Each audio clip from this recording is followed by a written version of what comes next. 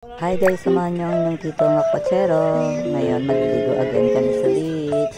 See you! Ay, wala tayong videographer. Samahan niyo ako today. Ako magbibideo sa inyo. Hi guys! Let's see.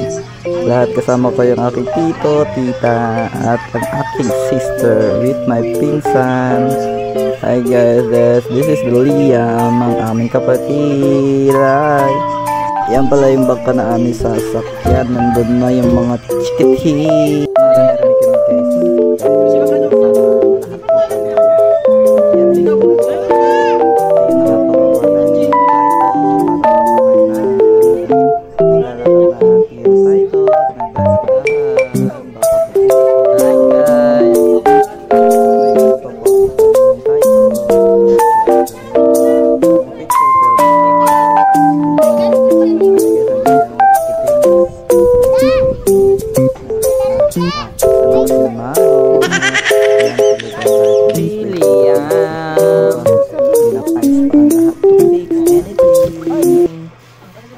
So yun, nalaglag na niya yung tsinelas.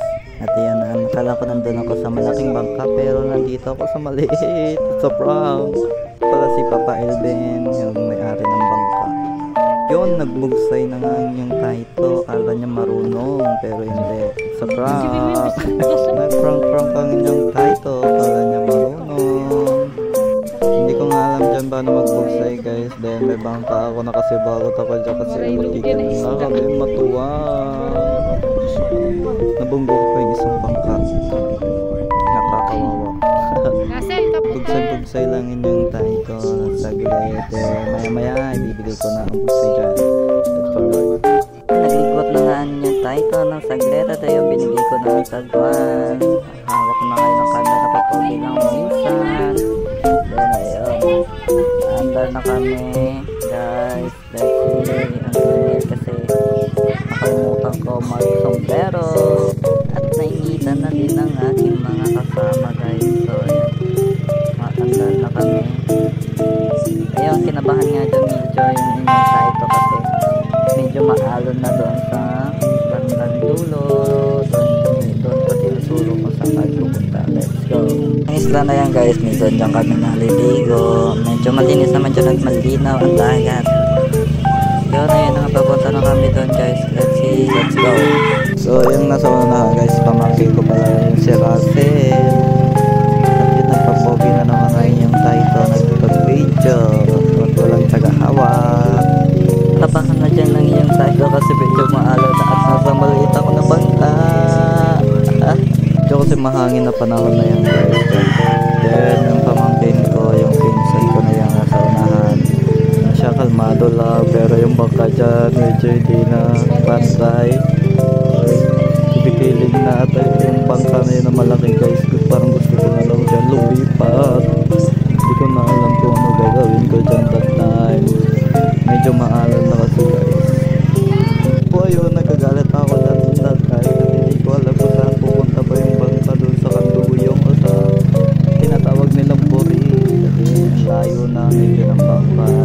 Sinusundan lang pala yung alon para hindi kami matuwa. Para samahan niyo ako at makapunta na doon. Bye!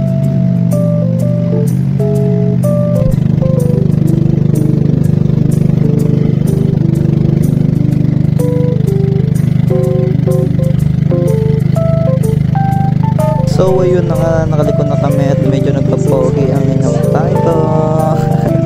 At ngayon, ipiflex ko lang ang aking paa. So ayun na, malapit na kami guys. Lumiko na kami. Ito na. Medyo natatanaw ko na ang pagkakuan.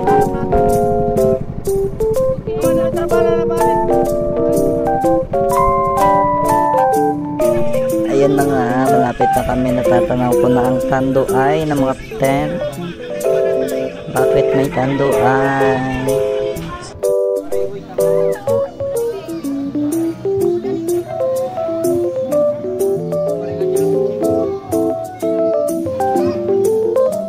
So ayun na nga, sumunod na din ang isang bangka na amin kanino ko sa kasama.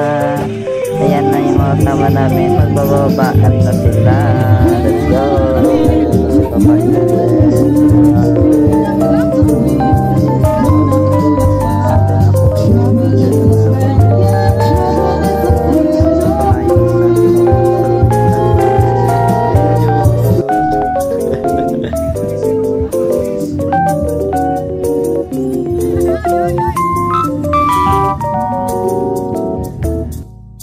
So ayun na nga guys, at pauwi na din kami at nabutan na kami ng gabi. So diba ang ganda ng sunset dyan guys.